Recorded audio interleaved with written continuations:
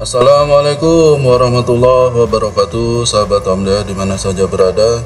Jumpa lagi di channel Om Dea. Semoga sahabat Om Dea senantiasa diberikan kesehatan dan rezeki yang berlimpah. Yang kebetulan lagi sakit, semoga cepat diangkat penyakitnya dan diberikan kesembuhan oleh Allah Subhanahu wa Ta'ala. Amin ya Rabbal Alamin. Sahabat Om Dea, di video kali ini saya akan membahas tentang emulator ya. Pengertian, cara kerja, dan manfaat ya. Langsung saja ke pembahasannya sahabat Om Dea. Jadi emulator merupakan suatu program yang berfungsi untuk mengemulasi atau meniru program lainnya ya. Program ini sudah sering digunakan tapi tidak banyak yang mengenalnya secara detail ya. Jadi secara sederhananya, emulator adalah suatu program yang dibuat dengan tujuan untuk mengemulasi atau meniru program atau komputer lainnya ya. Secara umum, istilah ini diartikan sebagai suatu perangkat keras atau hardware ya, atau perangkat lunak atau software yang memungkinkan satu sistem komputer yang bertindak sebagai host ya dapat berperilaku seperti sistem komputer lain yang bertindak sebagai JUICE ya. Dengan program ini, sistem host biasanya dapat menjalankan software yang dirancang untuk sistem JUICE. Contoh mudahnya, sistem Android sebenarnya hanya bisa digunakan pada HP atau smartphone ya dengan sistem operasi Android. Namun, sahabat Om Dea bisa menggunakan software tersebut yang tersedia pada sistem Android melalui laptop dengan memakai Android emulator ya. Sebagai contoh, kita tetap bisa membuka aplikasi Instagram lewat laptop, PC, desktop ya, atau komputer sehingga layarnya lebih besar dan bebas gitu ya. Saat ini istilah ini sangat umum dipakai dalam konteks video game ya.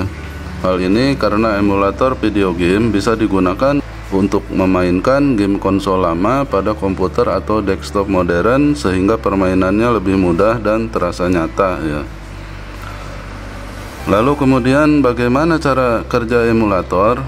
Nah, setiap emulator biasanya memiliki teknik emulasinya sendiri-sendiri ya sahabat Om Dea. Namun tujuan akhirnya selalu sama ya, yakni untuk meniru pengalaman menggunakan perangkat keras atau lunak yang asli ya. Bahkan beberapa jenis emulator memiliki kinerja yang melebihi aslinya karena adanya fitur tambahan. Perlu diketahui bahwa untuk mengemulasi dibutuhkan daya komputasi yang sangat tinggi ya. Maka dari itu kinerjanya juga tergantung pada spesifikasi PC atau laptop yang digunakan. Apabila spesifikasinya rendah, emulasi yang dilakukan akan berjalan lebih lambat ya. Program peniru ini biasanya dibuat oleh pemrogram yang tidak berbayar dengan konsep open source ya. Karena persaingan yang ketat dan adanya keterbatasan, maka perkembangan emulasi ini tergolong lambat ya. Kinerja program ini juga dikaitkan dengan konsep virtualisasi dalam virtual machine ya. Atau PM.PM sendiri adalah suatu jenis emulator yang bisa berjalan pada hardware yang mendasari sistem hostnya ya. Kenapa alasan menggunakan emulator itu penting?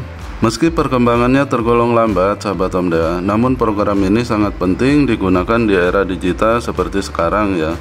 Nah, berikut ini saya akan jelaskan beberapa alasannya ya. Yang pertama, suatu software atau perangkat lunak biasanya cenderung dibuat untuk perangkat tertentu secara khusus ya. Itulah mengapa emulator sangat penting guna merasakan pengalaman memakai software tertentu tanpa harus menggunakan perangkatnya secara langsung ya. Sebagai contoh, kita bisa menggunakan Mac tetapi ingin merasakan sistem operasi Windows, maka kita bisa memanfaatkan emulator ya. Selain itu, program ini juga bisa mengamankan preservasi digital ya. Maksudnya, saat suatu program disimpan dalam format lama, misalnya cartridge game lama, maka file ini bisa diunduh dalam format ROM atau read-only memory ya. Kemudian pengguna bisa memainkan file format ROM ini memakai emulator. Dari sini diketahui bahwa program ini memang memegang peran yang sangat penting untuk dunia digital ya sahabat Om Dea. Kemudian apa saja jenis-jenis emulator? Nah, emulator ada dua jenis ya, yang harus kita ketahui terutama oleh para penggunanya ya. Yang pertama, single system atau dedicated emulator ya.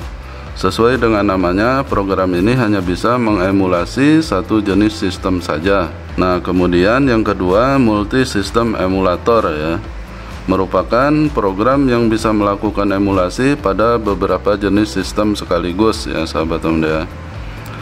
Jadi pada dasarnya kualitas single system lebih baik daripada multi system ya.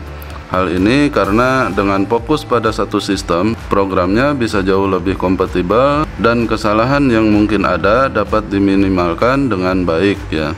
Nah, selain itu, program yang dibuat untuk single system biasanya juga membutuhkan resource yang lebih sedikit dibandingkan dengan versi multi sistemnya ya.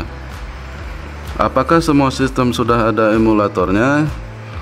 Nah, karena perannya yang sangat penting ya, banyak orang menganggap bahwa emulator sudah tersedia dalam jumlah yang banyak. Padahal faktanya tidak demikian ya sahabat Omda. Emulasi suatu sistem dipengaruhi oleh beberapa faktor, diantaranya yang pertama kepopuleran. Jadi semakin populer suatu sistem, maka semakin banyak pula orang yang akan mengemulasi sistemnya. Artinya, jika suatu sistem memiliki pengguna yang banyak, maka akan ada pihak ketiga yang membuat emulatornya sehingga bisa digunakan oleh pengguna tersebut ya. Nah, bagaimana ketersediaan informasi? Untuk membuat emulator dibutuhkan informasi yang lengkap dan menyeluruh ya. Maka dari itu, semakin banyak informasi yang tersedia, maka semakin mudah pula penulisan emulasinya dilakukan dan banyak pula yang akan mencobanya ya. Nah, untuk hal-hal yang teknis sahabat Omda, meski populer dan informasinya banyak, jika tidak secara teknis ternyata sistemnya susah diemulasikan karena datanya terenkripsi ya, maka jelas untuk membuat emulatornya juga akan mengalami kesulitan ya. Kemudian apa manfaat dan fungsi dari emulator? Nah, sudah saya singgung di atas bahwa program ini memiliki peran penting dalam dunia digital ya. Nah, berikut saya jelaskan ringkas manfaat dan fungsinya ya sahabat Omda. Yang pertama, kualitas grafis yang ditawarkan oleh program ini biasanya lebih baik daripada versi aslinya ya. Kemudian yang kedua, adanya fitur tambahan yang disematkan sehingga fungsi program baru lebih beragam dan lebih banyak dibandingkan dengan perangkat atau sistem asli. Yang ketiga, sahabat Omda, emulator mampu mempertahankan tampilan, pengalaman, rasa, hingga perilaku objek digital yang ada di versi aslinya ya. Semua komponen sama pentingnya dengan data digital yang asli ya. Selanjutnya, program ini disinyalir menjadi sebuah program yang menawarkan efisiensi perangkat dari waktu ke waktu, sehingga akan memudahkan para penggunanya ya. Nah, selanjutnya sahabat Omda, dalam penggunaannya program ini bisa menghemat lebih banyak waktu karena tidak perlu melakukan migrasi secara berkelanjutan untuk menggunakan suatu software versi lama ya. Kemudian adanya kemungkinan kolaborasi secara luas sebab mayoritas emulator dikembangkan dan dirilis dengan konsep open source ya, di bawah lisensi publik atau umum. Ini memungkinkan perkembangan yang luas dengan kompetensi dan kerjasama dari berbagai pihak ya. Kemudian yang terakhir sahabat Omda, dengan program ini kita juga bisa menggunakan perangkat lunak yang diciptakan secara eksklusif untuk suatu sistem di perangkat lainnya tanpa kendala dengan pengalaman yang sama ya. Hal ini menunjukkan bahwa pengguna bisa menghemat lebih banyak biaya karena tidak perlu membeli perangkat khusus tersebut hanya untuk menikmati perangkat lunaknya. Nah, dari ringkasan di atas, manfaat fungsi emulator memang cukup menjanjikan ya sahabat Omda. Nah, ke depan program ini diharapkan dapat berkembang dengan cepat dan memberikan lebih banyak manfaat bagi para penggunanya. Nah, jadi itu untuk pembahasan emulator, pengertiannya, cara kerja, dan manfaatnya ya sahabat Omda. Semoga video ini bermanfaat. Terima kasih bagi yang sudah menonton. Bagi yang belum, silahkan ditonton, silahkan disimak. Jangan lupa like, komen, dan subscribe.